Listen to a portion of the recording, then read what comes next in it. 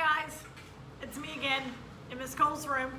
I'm going to read you chapter 17 of Forged by Fire, but before I do, I want to tell you to please check your emails from work from your teachers. Yes, you still have to do schoolwork. Please keep up with it. If you don't have internet access or you have only spotty internet access, you can come up to school and get a paper copy. Teachers are still giving grades and you still need to do work. Please keep up with your schoolwork so you'll be ready for when we get back. And I hope to see you soon. In the meantime, here's chapter 17 of Forged by Fire. That Saturday, Angel went to Gerald's game and sat with Rob's sister Kiera. They cheered, ate popcorn, and paid more attention to the other kids than to the game. Angel and Kiera, dressed in matching jeans and shirts, walked back and forth to the refreshment stand 10 to 15 times, giggling and hoping they were being noticed. It was the first time Gerald had seen her happy since Jordan's return, and he was glad. Gerald had made several key shots early in the game, and he felt like he could breathe again. Jordan and Monique arrived late, shortly after the first quarter. Jordan's hard, sharp-toed cowboy boots clonked loudly on the wooden gym floor. People who glanced at him saw a tall, angry black man dressed in black jeans, a black t-shirt, and shiny black boots. Monique, overdressed as usual, wore a shiny gold top with tight black stretch pants and black heels. "He looks like a hitman," giggled Kiera to Angel. Angel glanced at Jordan and shuddered. She did not laugh. Even across the gym, it seemed she could smell his stifling cologne. From that moment on, Gerald had a terrible game. He was nervous and missed every shot he attempted. "What's the matter with you, Nickleby?" shouted the coach. "You eat rocks for dinner? Take a break. Smith, fill in for Gerald." Gerald hated the bench, and he hated Jordan. Jordan seemed to sneer at him from across the gym, feeling Gerald's hatred and laughing at it. Monique seemed uncomfortable. She kept looking at her watch and then at Jordan to see how he was reacting. Not to the game, but to her. He glanced at her once and smiled. Monique blushed with pleasure and checked her watch again. She paid no attention to Angel and Kiera. She paid no attention to the game. When the team came back on the floor after halftime, Jordan and Monique had gone. On the way to Rob's house after the game, Gerald was silent.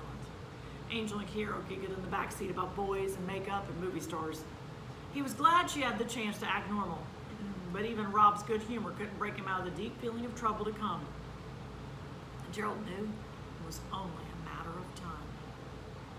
The night of Angel's dance recital was stormy and overcast, but her excitement made the evening seem almost sunny.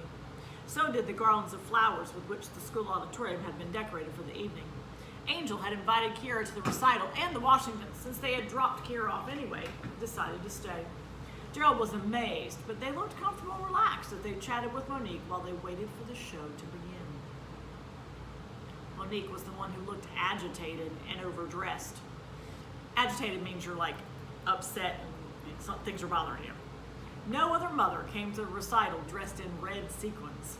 She kept looking at the door, checking for Jordan, who had promised to come. Angel was smiling but nervous. Her yellow costume and gold crown looked beautiful. Gerald smiled as he chatted with her by the backstage curtain. "You look like a princess, Angel. You'll do just fine. Relax." "Do you think he'll come?" she whispered. "I hope not," Jordan replied grimly. "Is Kiera here and Rob?" Angel really liked Rob. He could always make her laugh. "Yeah, she's here, sitting with her mom and Monique. Rob and Andy went out with their girlfriends tonight." "Why don't you have a girlfriend?" teased Angel. "Me? Trouble is, I like them all. Haven't figured out which one's going to be the lucky one yet." Angel giggled and pretended to punch him. Her teacher called from backstage, and Angel blew Gerald a quick kiss. He reached out, pretended to catch the invisible kiss, and smacked the side of his cheek and grinned. She smiled at him and disappeared behind the curtain. The crowd hushed, the lights were lowered, and the music began. Dancers filled the stage, delicately moving with the music, filling the room with magic. "I wonder where Jordan is," muttered Monique, who spent more time watching the door than the stage. Gerald ignored her. "Where's Angel, Gerald?" whispered Kiera, who was sitting on his other side. Shh, here she comes." The stage was dark for a moment and silent, and then suddenly, with a burst of golden light and an orchestral overture from the CD player behind the curtain, Angel stepped onto the stage. The story she danced was about a lost child. a child who feared the darkness but found the light with the help of the wind and the stars. It was as if the dance had been created just for her. As she danced, Gerald could feel her pain. He could see her fear and misery. The music was her voice, and the dance was her only means of escape. When the music finally stopped, the audience reacted with stunned silence. The dance had been so beautiful and expressive. Gradually, the applause grew from very small to a thunderous standing ovation for the little girl who took her bows with tears in her eyes. Gerald was so proud of her, he was about to explode. He clapped so hard his hands hurt. He cheered, he whistled, he stomped his foot. Wow, Gerald shouted Mr. Washington over the deafening applause. I didn't know she was such a beautifully talented girl. We're so glad we came. Kiara, who hadn't really been into ballet, cheered as well, admiring her new friend's talents. Angel was going to spend the night with Kiara after the show. Her parents had promised they could go get ice cream, rent a video, and sleep as late as they wanted the next morning. Monique clapped also, but she seemed nervous and kept looking over her shoulder toward the back of the auditorium. Jordan had not arrived. He'll be sorry he missed this, she whispered to Gerald. I'm glad he did. It would dirty a beautiful moment for Angel. Don't be so mean, Gerald. Hasn't he been a perfect gentleman since he's been out? Hasn't he tried to show you that he's sorry he's changed? You gotta learn to forgive and forget. Gerald sighed.